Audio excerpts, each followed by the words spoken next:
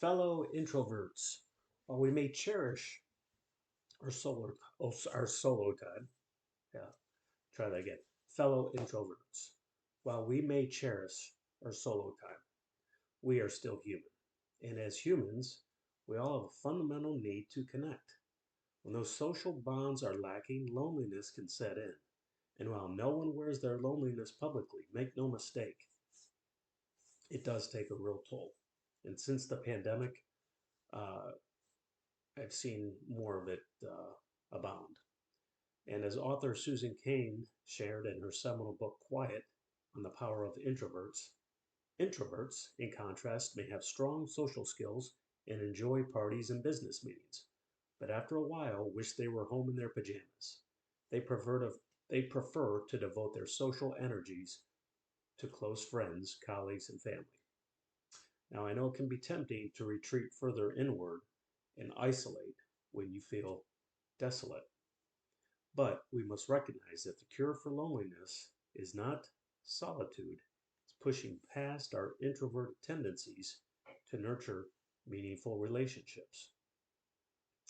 I know the call to recharge alone can be intense, but as Solomon said, two are better than one.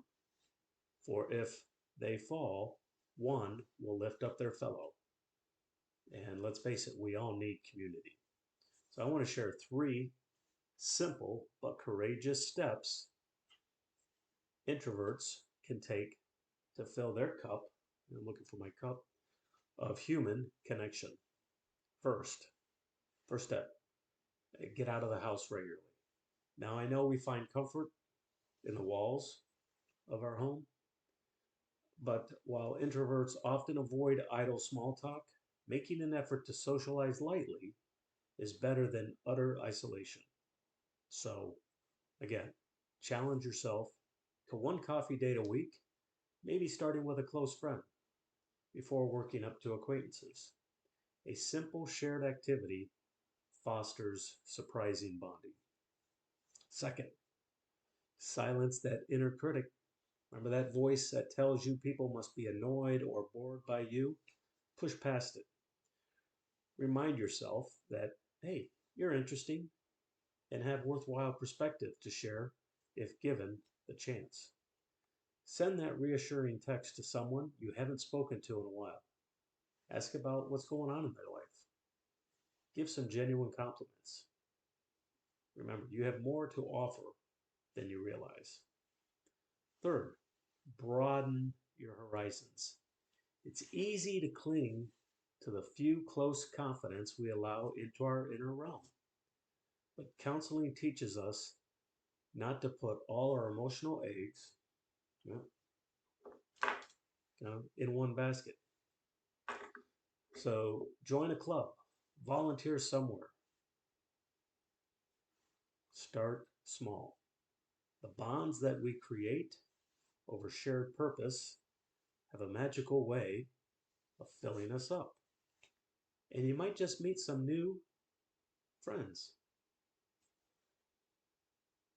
Some fantastic books I recommend on nurturing connection while honoring your nature.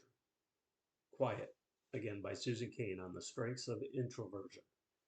The Gifts of Imperfection by Brene Brown on embracing belonging. And The Friendship Factor by Alan Lloyd McGinnis for rebuilding meaningful relationships. Rather than an all or nothing proposition, set small goals each week. Again, set a coffee date with one new person. Join a book club with a virtual discussion. Remember, small steps can feed sweet bonds of fellowship. I hope reflecting on the wisdom of writers like Cain and McGinnis inspires us to stretch our comfort zone. The reward of richer human bonds awaits us. And while it may not happen overnight, remember, with consistent effort, you can gradually cultivate the meaningful connections that make life rich. The joy is waiting for you on the other side of brave. We've got this.